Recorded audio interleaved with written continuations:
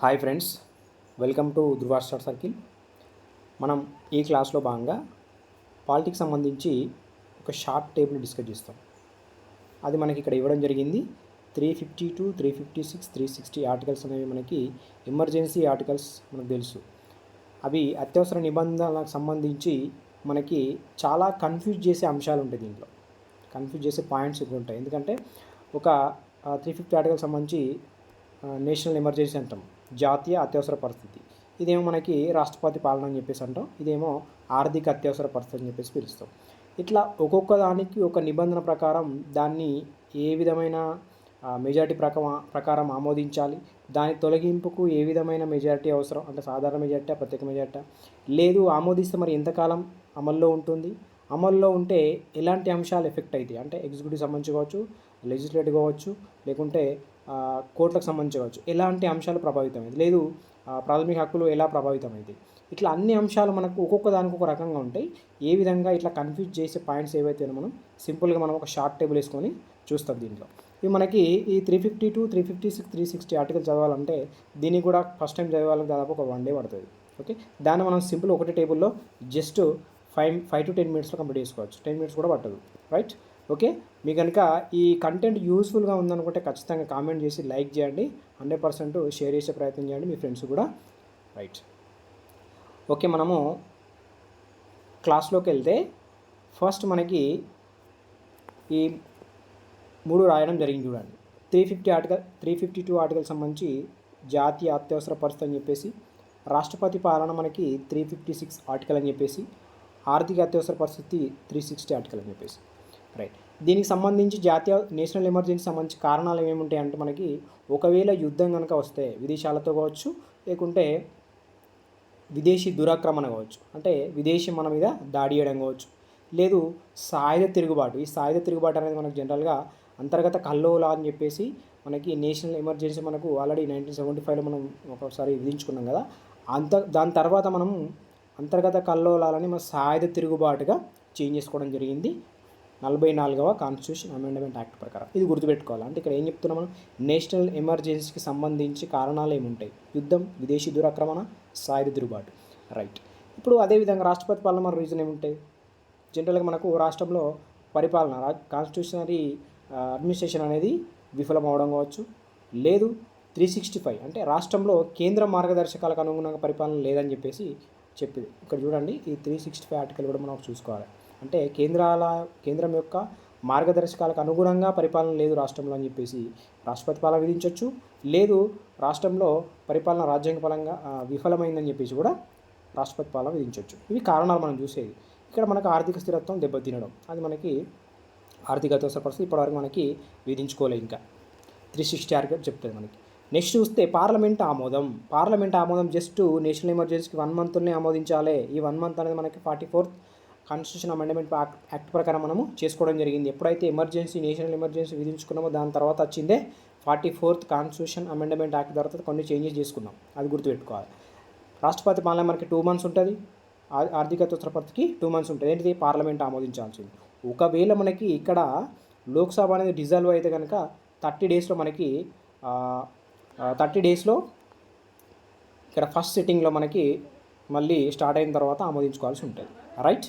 Okay, ఇప్పుడు చూస్తే మళ్ళీ మెజార్టీ అనేది మనకి ప్రత్యేక మెజార్టీ, ఇక్కడ సాధారణ మెజార్టీ, రైట్? ప్రత్యేక మెజార్టీ అంటే మనకు హాజరైన వాళ్ళు అంటే 50% మెజార్టీ సభ్యులు హాజరు కావాలి. 50% అంటే ఎక్కువ హాజరైపోయి దాంట్లో మళ్ళీ 2/3 వంతు ఆమోదించాలి. ఓటు హక్కు వేసి వాళ్ళు ఆమోదించిన వాళ్ళు మనకి దాన్ని ప్రత్యేక మెజార్టీ అని చెప్పేసి అంటాం. అంటే 50%కి ఎబో హాజరై 2/3 వంతు ఆమోదం అయితే పొంది దాన్ని ప్రత్యేక మెజార్టీ అంటాం. ఇది సాధారణ మెజార్టీ, సింపుల్ మెజార్టీ, అంటే 50% కంటే మనకి ఎక్కువ ఆమోదించాల్సి ఉంటుంది హాజరైన వారిలో, అదొకటి. నెక్స్ట్ మరి ఎంతకాలం ఉంటుంది, ఎంతకాలం అనేది మనకి ఇక్కడ చూడండి. ఒక్కసారి ఆమోదం పొందిన తర్వాత పార్లమెంట్ ఆమోదంతో ఫస్ట్ 6 months అమల్లోకి ఉంటుంది. దాన్ని పొడిగించాలంటే నేషనల్ ఎమర్జెన్సీని ఎంతకాలమైనా పొడిగించవచ్చు. ఇక్కడ ఎంతకాలమైనా ఎట్లా గుర్తుంటుంది మనకంటే ఆ నేషనల్ ఎమర్జెన్సీ సిచ్యువేషన్ బట్టి పొడిగిస్తాం, అంతే తప్ప దీనికి లిమిట్ పెట్టుకుంటే పరిస్థితి బాగా లేనప్పుడు మనం ఏం చేస్తాం, సో లిమిట్ అనేది ఉండదు. అంటే ఫస్ట్ 6 months పెట్టుకుంటాం, పార్లమెంట్ ఆమోదంతో దాన్ని ఎంతకాలమైనా పొడిగించుకోవచ్చు. అది నేషనల్ ఎమర్జెన్సీ సంబంధించి. ఒకవేళ రాష్ట్రపతి పాలన అనుకో 6 మంత్స్ ఒక రాష్ట్రంలో మనకి పెద్దగా మరీ ఎక్కువ సంవత్సరాలు పొడిగించాల్సిన అవసరం ఏమి ఉండకపోవచ్చు మేబీ, ఎందుకంటే అక్కడ సెంట్రల్ గవర్నమెంట్ ఉంటుంది కాబట్టి మేబీ పెద్దగా అంత ఇబ్బంది ఏమి ఉండదు మరి ఒక స్టేట్కి సంబంధించి, రైట్. అయితే ఇక్కడ అంటే 6 మంత్స్ మనకి ఉంటే పార్లమెంట్ ఆమోదంతో మనకి 6 నెలల చొప్పున జస్ట్ కేవలం 3 ఇయర్స్ మాత్రమే పొడిగించవచ్చు. ఇక్కడనేమో ఇండెఫినేటివ్ ఎంతైనా పొడిగించవచ్చు, రాష్ట్రపతి పాలన మాత్రం జస్ట్ 3 ఇయర్స్ మాత్రమే పొడిగించుకోవచ్చు. ఇక్కడ కూడా ఇండెఫినేటివ్ ఎంత కాలమైనా పొడిగించుకోవచ్చు ఆర్థిక అత్యవసర పరిస్థితి, ఇది గుర్తుపెట్టుకోవాలి. ఇక్కడ మనకి కన్ఫ్యూజన్ ఏమొస్తుంది మరి, ఇక్కడ ఎంతకాలమైన నేషనల్ ఎమర్జెన్సీ ఏ పాయింట్ ఆఫ్లో గుర్తుపెట్టుకోవాలి, పరిస్థితికి అనుగుణంగా పొడిగిస్తుంది తప్ప మరీ ఎమర్జెన్సీ పరిస్థితి లేనప్పుడు మనకి ఎందుకు పొడిగించుకుంటాం, నేషనల్ ఎమర్జెన్సీ పొడిగించుకోం. కానీ ఇక్కడ మరీ ఎక్కువ సంవత్సరాలు పొడిగించుకునే అవసరం మేబీ ఉండకపోవచ్చు, అది మ్యాక్సిమం 3 ఇయర్స్ మనకే లిమిట్ అని చెప్పి చూసుకోవాలి. ఎందుకంటే ఒక స్టేట్కి సంబంధించింది కాబట్టి మరి సెంట్రల్ ఉంటాయి, మిగతా స్టేట్స్ ఉంటాయి కాబట్టి పెద్దగా ఇబ్బంది ఉండదు. ఒక దేశంలో ఒక రాష్ట్రానికి అంత పెద్ద ఇబ్బంది ఏమి ఉండదు, రైట్. నెక్స్ట్ రద్దు. ఈ రద్దు అనేది మనకి చూడండి, ఇక్కడ ప్రెసిడెంట్ ఆఫ్ ఇండియా చేస్తాడు. అదేవిధంగా మనకి లోక్సభ అనేది క్యాబినెట్ తీర్మానం చేస్తుంది. ఓకే, లోక్సభ అనేది తీర్మానం చేస్తే సాధారణ మెజార్టీతో తీర్మానం చేస్తే మనకు రద్దు అయితే అవుతుంది. ఓకే, ఇక్కడ చూడండి, రద్దు కోసం సాధారణ మెజార్టీ అన్నాం, ఇక్కడ ఆమోదం కోసం ప్రత్యేక మెజార్టీ అన్నాం, ఇది గుర్తుపెట్టుకోవాలి.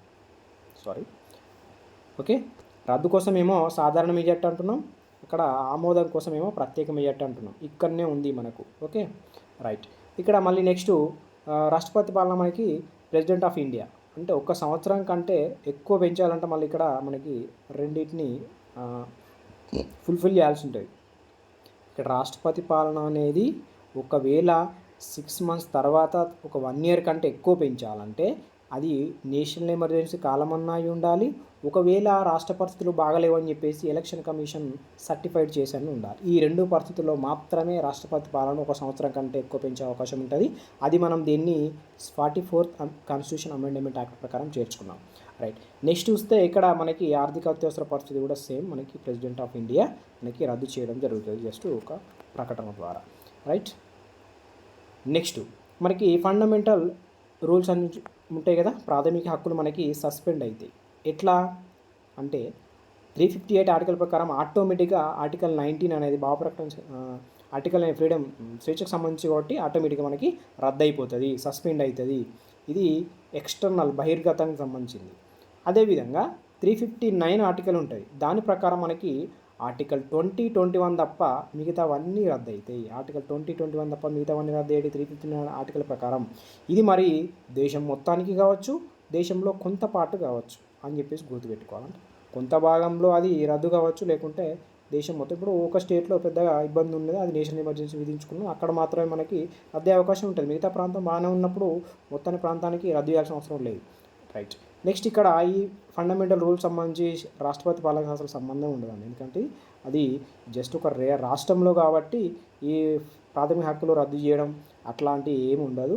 ఈ ఆర్థిక అవసర పరిస్థితి కూడా మనకు అట్లాంటి ఏమీ ఉండదు, ఎందుకంటే ఇది నేషనల్ ఎమర్జెన్సీ కాబట్టి కొన్ని హక్కులు ఆటోమేటిక్గా రద్దు అయితే 19 ఆర్టికల్ అనేది, కొన్ని ఏమో మనకి 359 ఆర్టికల్ ప్రకారం 2021 తప్ప మిగతావి రద్దు చేయబడతాయి. ఇవేమో ఆటోమేటిక్గా రద్దు అయ్యేది 19 ఆర్టికల్, మిగతావి మాత్రం రద్దు చేయాల్సి ఉంటుంది, రైట్. నెక్స్ట్ చూస్తే మనకి చట్టాలు అనేవి నేషనల్ ఎమర్జెన్సీ రద్దయిన తర్వాత 6 మంత్స్ తర్వాత మనకి పొడిగింపు అనేది ఉండదు. ఇక అంటే చట్టాలు ఉన్నాయి కదా, చేసుకునే చట్టాలు, అవి మనకు నేషనల్ ఎమర్జెన్సీ రద్దయిన తర్వాత 6 నెలల తర్వాత పొడిగింపు అనేది ఉండదు, అక్కడికే క్లోజ్ అయిపోతాయి ఆ చట్టాలు.